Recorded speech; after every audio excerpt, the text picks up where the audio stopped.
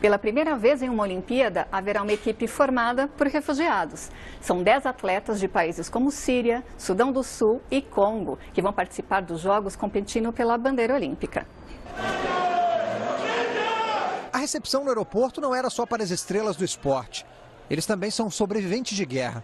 Para chegar até aqui, os obstáculos foram muito maiores do que os de um campeão olímpico. Os 5 refugiados que desembarcaram no Rio, onde vão disputar provas de atletismo, fugiram do Sudão do Sul. Para ISBL, será uma chance de mostrar para o mundo que os refugiados são tão capazes quanto qualquer outra pessoa. Para falar sobre a seleção de atletas dos refugiados que vão participar dos Jogos do Rio de Janeiro, eu converso agora com Marcelo Aydu, professor de Relações Internacionais e presidente da ONG ADOS, Instituto de Reintegração do Refugiado. Olá, Marcelo. Bem-vindo. Boa noite. Marcelo, eu queria que você falasse um pouco sobre a participação dos refugiados nesses Jogos Olímpicos. Essa participação significa, de alguma maneira, um avanço na integração dessas pessoas na sociedade? Com certeza. Infelizmente, se tem uma visão muito equivocada de quem são essas pessoas. Né? Geralmente as pessoas atrelam aos refugiados uma visão de que são pessoas incapazes, né? Tem uma visão geralmente pejorativa em relação a todos eles. Muito pelo contrário, a questão do refúgio é uma circunstância. Eles tiveram que sair dos seus países de origem por conta de conflito, de perseguição, né? Mas são pessoas como qualquer um de nós, né? Lá eles trabalhavam, estudavam, tinham suas vidas, né? Muitos eram e são atletas, né? Então, que esses jogos sirvam como um evento de âmbito internacional, que sirva para que as pessoas olhem para eles com um outro olhar. Né? Não o olhar da piedade, não o olhar do medo, né? Mas vendo-os como pessoas que, por conta de uma circunstância, tiveram que sair dos seus países de origem. Você falou dessa questão da piedade. Muita gente trata a situação do refugiado, do Brasil acolher essas pessoas, como fazer um favor. Mas poucas pessoas sabem que, na verdade, existe uma questão legal e jurídica que envolve esse acolhimento. Queria que você falasse um pouquinho sobre isso, até para tirar um pouco esse estigma. Não é um favor, né? Eu acho que é um dever internacional de todos os países de acolher essas pessoas. O Brasil é um signatário das principais convenções e tratados internacionais que lidam dessa temática, né? Então o Brasil tem sim por obrigação, assim como todos os outros países, de receber essas pessoas. Tem poucos refugiados no Brasil, a gente está falando de menos de 9 mil pessoas, né? Além de cerca de 20 mil solicitantes de refúgio.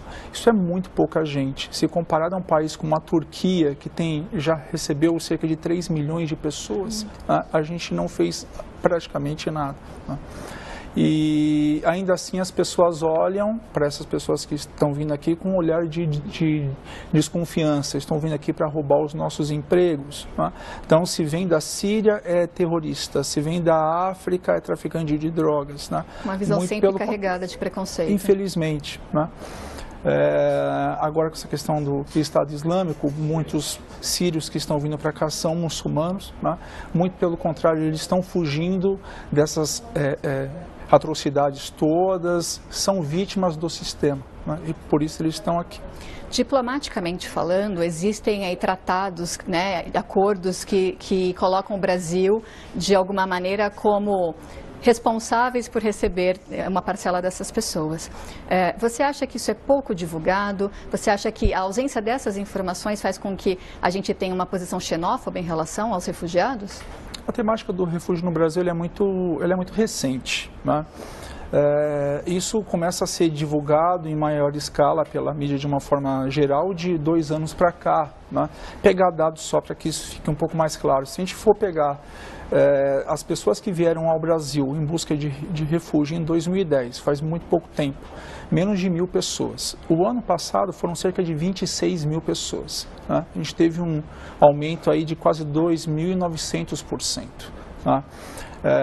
O Brasil está muito distante dos principais focos de conflito no mundo, né? O Brasil é signatário das principais leis, tratados internacionais há muitas décadas, né?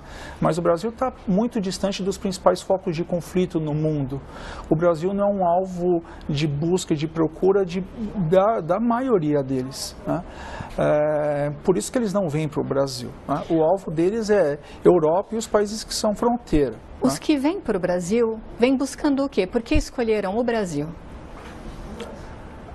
Depende da nacionalidade, né? Os sírios, muitos que a gente tem contato, a maioria deles fala que veio para o Brasil por falta de opção. A busca deles era para entrar em países europeus, era ir para os Estados Unidos, porque lá eles sabem que já tem uma estrutura melhor preparada para recebê-los, né? Diferentemente do que ocorre no Brasil. Mas uma vez que essas fronteiras estão fechadas, eles têm que buscar outras alternativas. E o Brasil tem estado de portas abertas para eles desde sempre. A gente está aqui falando do refugiado, da participação dele nas Olimpíadas, da crise migratória, mas o que de fato, qual é a definição exata de refugiado? Tem uma convenção que data de 1951, que é uma convenção da ONU, que diz que um refugiado, grosso modo, é uma pessoa que foi perseguida ou por um fundado temor de perseguição por conta ou da sua raça, ou da sua religião, ou da sua nacionalidade, ou da sua opinião política, ou por pertencimento a um determinado grupo social, teve que migrar, né? Então, são pessoas que migraram forçadamente, eles não queriam sair dos seus países de origem, eles foram levados a saírem dos seus países por uma questão de perseguição, né? É isso que as pessoas têm que entender. Eles não estão vindo ao Brasil a passeio, eles não queriam estar no Brasil, eles estão sendo levados a migrar para pouparem as suas vidas. Voltando um pouquinho agora para os jogos, para a competição, para o esporte, você vê neles a busca também pelo Brasil, em alguns deles, em função da presença de craques, eles têm essa coisa com o esporte ou não? Os africanos têm bastante, né? Os africanos relatam isso, a gente tem contato com vários deles, e eles falam que uma das poucas referências que eles têm do Brasil são duas, a novela e o esporte, né? Então eles conhecem muito pouco do Brasil, mas quase todos eles sabem quem é o Ronaldinho, quem é o Kaká, quem é o Neymar, quem é o Pelé, isso eles sabem, né? Então o Brasil, não só para eles, mas acho que isso no mundo todo, o Brasil é uma referência por conta do carnaval, do esporte, enfim.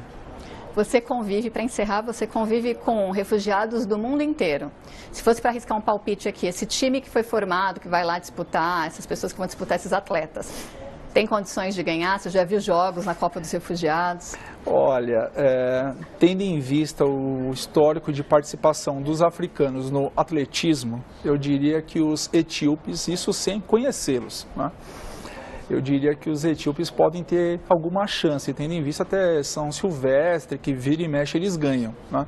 O rapaz sírio, que faz parte da equipe de natação, infelizmente não sei o quão talentoso ele é, mas eu acho que isso é secundário, né? Mais importante eles tendo essa oportunidade de primeiro poderem participar desse evento que é grandioso, né?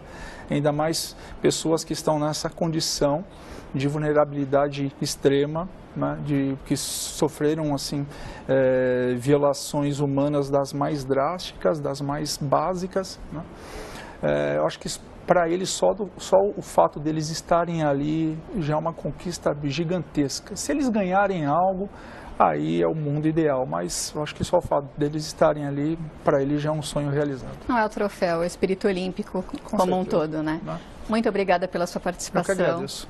Conto com você em outras oportunidades aqui. Boa noite. Boa noite.